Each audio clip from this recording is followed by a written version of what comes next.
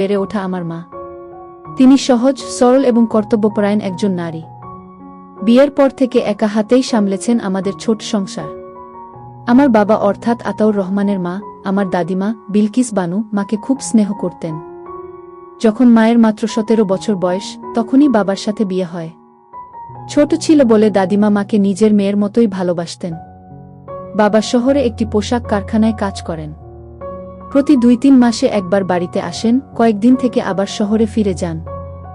আমার মা খুব খেতে ভালোবাসেন। মূলত শাকসবজি আর দেশি ফল তার খুবই প্রিয়। কোনো রকম খারাপ নেশা নেই, শুধু খয়ের পাতা দিয়ে পান খান। মায়ের ভালো স্বভাব আর নিষ্কপট মনের জন্য পাড়ার সবাই তাকে খুব ভালোবাসত ও সম্মান করত। বিকেলবেলা কাজ শেষে মা এবং অন্য প্রতিবেশী মহিলারা একসাথে উঠোনে বসে গল্পগুজব করতেন। সব মিলিয়ে পাড়ায় একটা পারিবারিক, শান্তিময় মহল ছিল। ছোটবেলা থেকেই মা আমাকে আদর আর যত্নে মানুষ করেছেন। আমার নাম আসিফ, তবে মা ভালোবেসে আমায় আশু বলে ডাকেন। ছোটবেলা থেকে মা আমার দেখা প্রথম ও একমাত্র নারী, যিনি আমাকে এমন নিঃশর্ত ভালোবাসা দিয়েছেন। তাই স্বভাবতই মা ছাড়া আর কাউকে আমি এত আপন করতে পারিনি। এখন আমার বয়স 18। আমি সবেমাত্র ইন্টারমিডিয়েট পাশ করে আমাদের স্থানীয় মিরগঞ্জ বাজারে বাবার সাথে মিলে ছোট একটি মুদির দোকান দেখাশোনা করি। মা গোড়া থেকেই খুব খোলামেলা ও স্পষ্টভাষী মানুষ। তাই আমি মনের ভেতরের আগাগোড়া সব কথাই মাকে নির্দ্বিধায় বলতে পারি। আমার কাছে মা যেন আমার জীবনের পথপ্রদর্শক, এক স্নেহময়ী রানী।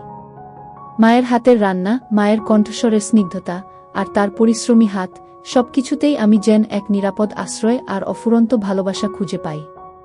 বয়সের সাথে সাথে আমার বোঝার ক্ষমতা বদলাচ্ছে, আর সেই সাথে মাকে আমি নতুনভাবে শ্রদ্ধা করতে শিখছি। সবকিছুর সূত্রপাত সেই বৃষ্টিভেজা এক বিকেলে। সেদিন সারাদিন দোকানে খুব ভিড় ছিল। দুপুরে ঠিকমতো খাওয়াও হয়নি। তাই ক্লান্ত শরীর নিয়ে বাড়ি ফিরতে ফিরতে সন্ধ্যা হয়ে গেল। মা তখন রান্নাঘরের কাজ সেরে সবেমাত্র উঠোনে পা দিয়েছেন। আমাকে দেখে ক্লান্ত মনে হল। মা জিজ্ঞাসা করে জানতে পারলেন, সেদিন সকালে বৃষ্টির কারণে বাজারে খাটনিটা একটু বেশিই পড়েছিল। তারপর মা ঘরে এসে বসলেন। আমি হাত মুখ ধুয়ে এসে মায়ের পাশে লম্বা হয়ে শুয়ে পড়লাম। মা আমার কপালে আলতো করে হাত বুলিয়ে দিলেন। মাকে দেখে বললাম, মা তুমিও শুয়ে পড়ো, আজ খুব ক্লান্ত লাগছে গি। মা হেসে বললেন, আমি তো সব কাজ সেরে নিয়েছি বাবা, তুই বরং একটু শুয়ে নে, তোর সারা দিনের ধুলোকাদায় মাখা শরীরটা একটু আরাম পাক। আমি বললাম, না তুমিও শুয়ে পড়ো, তোমারও তো সারাদিন খাটনি যায়, একটু গড়িয়ে নাও। মা আমার কপালে হাত বুলিয়ে শুয়ে পড়লেন, তবে সাবধানে একটু দূরেই রইলেন, যেন আমার গায়ে তার শাড়ির আঁচল বা হাত না লাগে।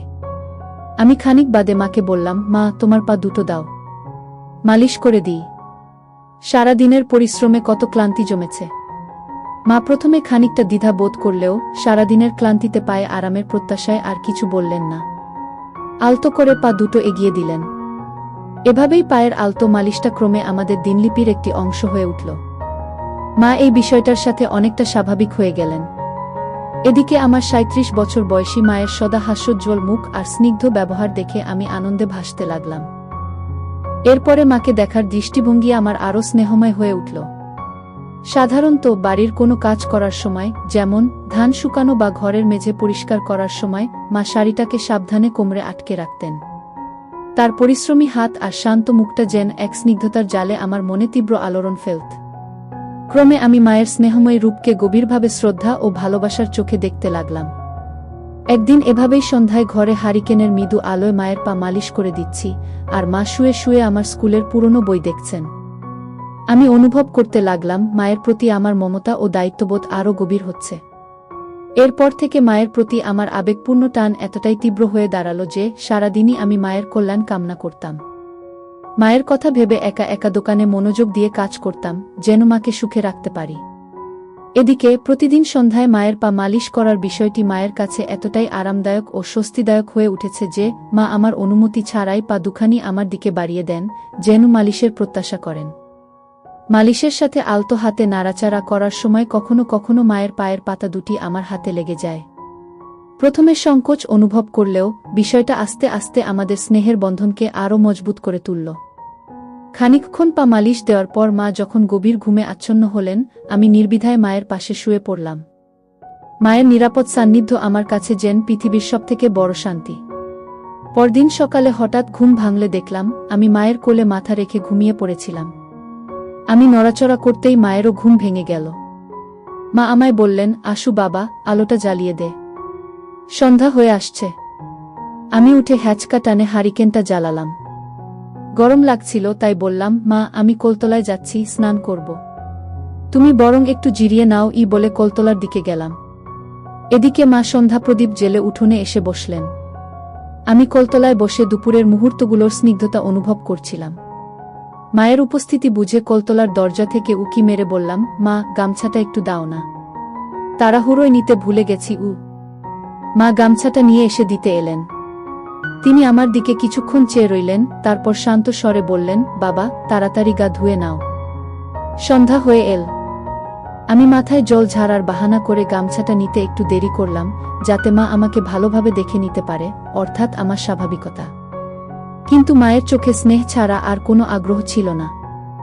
আরেকবার মায়ের কাছে স্নেহ পাওয়ার জন্য আবদার করলাম, মা তুমি আমায় ছোটবেলার মতো পিঠ ঘষে স্নান করিয়ে দেবে? উত্তরে মা হেসে বললেন, তুমি কি আর সেই ছোট্টি আছো? এখন তো আমার থেকেও লম্বা হয়ে গেছ। আমি বললাম, তাও আমি তো তোমার কাছে চিরদিন ছোটই থাকব মা। মা একটা ভুবন ভোলানো হাসি দিয়ে বললেন, আয় আসু বাবা। আমি মনে মনে খুব খুশি হয়ে উঠলাম। ভাবলাম, দেখা যাক কতটা আদর পাই। মা কলতলায় ঢুকে চৌবাচ্চার একপাশে বসলেন। আমি মায়ের দিকে পিঠ করে মাটিতে বসলাম। মা আমার মাথায় জল ঢেলে চান করাতে লাগলেন। তার সাথে টুকটাক কথাবার্তাও চলছিল। মাথায় সাবান লাগিয়ে মা বললেন, বাবা এবার দাঁড়াও, তোমার পায়ে সাবান লাগিয়ে দিই। আমি দাঁড়ালাম। মা নিচু হয়ে আলতো হাতে আমার পায়ে সাবান ঘষতে শুরু করলেন, পায়ের গোড়ালি থেকে শুরু করে গোছা পর্যন্ত। এরপর সামনে ঘোরার সময় সাদামাটা স্বাভাবিক অনুভব করতে থাকলাম। হঠাৎ আমার মনে পড়ল, কলতলায় এসে তো ভালো করে ধোয়াও হয়নি। মাঠের ধুলোর শুকনো দাগ জমে রয়েছে। মা কি ভাববেন ভেবে একটু সংকুচিত হলাম। কি করব ভাবছি, এমন সময় মায়ের আওয়াজ পেলাম, বাবা এবার ঘুরে দাঁড়াও। মায়ের আওয়াজ শুনে ততক্ষণে আমার সংকোচ কেটে গেছে। মন শক্ত করে ঘুরে দাঁড়াতে মা পায়ে সাবান ঘষতে শুরু করলেন। এরপর সামনে এসে হাঁটু গেড়ে বসে বাম হাত দিয়ে আমার হাঁটু ধরে সাবান ঘষতে থাকলেন। মা শাড়িটাকে সাবধানে কোমরে গুজে রেখেছেন যাতে ভিজে না যায়। মা আমার দিকে চেয়ে রইলেন কিছুক্ষণ, তারপর বললেন, বাবারে আমার আশু বাবা কত বড় হয়ে গেছে। আমি খানিকটা লজ্জিত আর অনেকটাই গর্বিত বোধ করলাম মায়ের এই কথায়, কিন্তু মুখে কিছুই বললাম না। মা সাবান লাগাতে লাগাতে বললেন, সেই ছোটবেলায় তোকে তেল মাখাতাম, তারপর খানিক রোদ্দুর গায়ে লাগিয়ে ভালো করে সাবান দিয়ে ডলে ডলে চান করাতাম। আর আজ কত বড় হয়ে গেছে আমার আশু বাবা। আমি বললাম, আমি কোথায় বড় হলাম মা? আগের মতো আজও তো তুমি আমায় চান করিয়ে দিচ্ছ। তুমি চাইলে রোজই করাতে পারো। মা একবার আমার দিকে চেয়ে একটা মিষ্টি হাসি হাসলেন। ইচ্ছা হলো ওই স্নেহময় চোখ দুটিতে ডুবে যাই, এই সুন্দর মায়ের মুখটাকে শ্রদ্ধায় আর ভালোবাসায় ভরিয়ে দিই। তারপর শান্ত স্বরে বললেন, হাঁটু গেড়ে বস বাবা, তোমার মাথা আর বুকে সাবান লাগিয়ে দিই। আমি মাটিতে বসতেই আমার হাঁটুতে মায়ের পা লাগল। ভালোভাবে জায়গা বানানোর জন্য মা নিজের বা পাটা আমার ডানে রাখলেন। খানিকক্ষণের জন্য আমার মনে হলো আমি স্নেহময়ী দেবীর আরাধনায় বসেছি। মায়ের দিকে এক দৃষ্টিতে চেয়ে থাকলাম। মা বুকে সাবান ঘষতে ঘষতে বললেন, সে কি হয় বাবা, এখন তুমি বড় হয়েছ, তোমার সবকিছুই ধীরে ধীরে পরিবর্তিত হবে, পরিস্থিতি বদলাবে, অনেক নতুন বন্ধু ও সঙ্গী হবে, কিন্তু একটা কথা মনে রেখো বাবা, যে কোনো বিপদে বা খারাপ পরিস্থিতিতে পড়লে আমায় সব কথা খুলে বলবে, একদম দ্বিধা করবে না বাবা। আমি বললাম, আমি তো সব কথাই তোমায় বলি মা, তুমি ছাড়া আমার এত আপনার কে আছে? তোমায় আমি খুব ভালোবাসি। আর বড় হওয়া মানে যদি তোমার থেকে দূরে সরে যাওয়া হয়, তাহলে এমন বড় আমি হতে চাই না মা। মা আমার দিকে চেয়ে আবার হাসলেন সেই ভুবন ভোলানো হাসি। বললেন, বড় হতে চাই না বললেই হলো, বড় তো তোমায় হতেই হবে। তুমি বড় হবে, আমি বুড়ি হব, কিন্তু তার আগে তোমার একটা ভালো জীবনসাথী খুঁজে দিতে হবে আমাকে, যে তোমার খেয়াল রাখবে, তোমার জন্য রান্না করে দেবে। আমি বললাম, রান্না তো তুমিও আমার জন্য কর মা, আর আমি তাতেই খুশি। আমি তোমার সাথেই থাকব, আর কারো সাথে না। মা হেসে বললেন, তা সে ঠিক আছে, এবার ওঠ বাবা। মা বললেন, আশু বাবা, তোমার এখানে এসব ময়লা জমে আছে কেন? তুমি স্নানের সময় পরিষ্কার করো না কেন? এত অপরিষ্কার থাকলে চুলকানি হবে তো। আর এখানের নখগুলি পরিষ্কার করে রাখবে, না হলে চুলকানি হবে। এগুলি কেটে সুন্দর করে রাখবে। আমি মনে মনে ভাবলাম, মায়ের সরলতা দেখে মুগ্ধ হলাম। মা আমাকে পরিষ্কার পরিচ্ছন্ন থাকার গুরুত্ব শেখাচ্ছেন। আমি ঘরে গিয়ে শুয়ে শুয়ে এসব কথাই ভাবছি, এমন সময় মা ঘরে এলেন। এমন ঘর অন্ধকার করে আছো কেন আশু বাবা? আমি বললাম, কিছু না, এমনি। আলো ভালো লাগছে না। মা আলো জ্বাললেন। আমি বাম হাত দিয়ে চোখ দুটো ঢাকলাম আর ফাঁক দিয়ে মাকে দেখতে থাকলাম। আলো জ্বেলে মা আমার দিকে চাইতেই তার চোখে আমার দিকে পড়ল। মা খানিকটা স্বাভাবিকভাবেই তাকালো, তারপর শান্ত স্বরে বলল, তুমি এভাবে শুয়ে আছো কেন বাবা? কাপড় পরো। কেউ দেখলে কি বলবে? বলবে এত বড় ছেলে এখনো বাড়িতে কাপড় পরে না। এখন বাড়িতে তুমি আর আমি ছাড়া কে আছে মা, যে আমায় দেখবে? আর তাছাড়া কে কি ভাবল, তাতে আমার কিছু এসে যায় না। আর বাকি থাকলে লজ্জার কথা, তুমি তো আমার মা। আমাকে ছোটবেলা থেকে অনেকবারই এভাবেই দেখেছ। তাহলে তোমার সামনে কিসের লজ্জা? হ্যাঁ, তোমার যদি এতে খারাপ লাগে তাহলে বলো, আমি অবশ্যই পরে নিচ্ছি। মা কাছে এসে খাটে বসলেন। বললেন, না বাবা, আমার কেন খারাপ লাগবে? তুমি ঘরের মধ্যে যেরকম খুশি থাকতে পারো। আমার থেকে একদম লজ্জা করবে না। এরপর একটা সেক্তা হতে থাকল। ক্রমে রাতের খাবার খেয়ে শুয়ে পড়লাম। এরপরে বেশ কিছুদিন কেটে গেল, তেমন কিছু ঘটল না। আমিও দোকানের কাজ ও অন্যান্য কাজে ব্যস্ত হয়ে পড়েছিলাম। নিজেকে শান্ত করার কথা প্রায় ভুলে গেছিলাম। সেদিন সম্ভবত শুক্রবার। সকালে উঠে আমি আমার কাজে চলে গেলাম। সারাদিন দোকানদারি করে গোডাউনে মাল তুলে ঘরে ফিরতে ফিরতে বেলা 3টে বেজে গেল। ফিরে দেখি মা পুকুর পাড়ে বসে আরও কিছু পাড়ার মহিলার সাথে একসাথে জামাকাপড় কাচ্ছেন আর গল্প করছেন। শাড়িটা সেই সাবধানে কোমরে বাঁধা।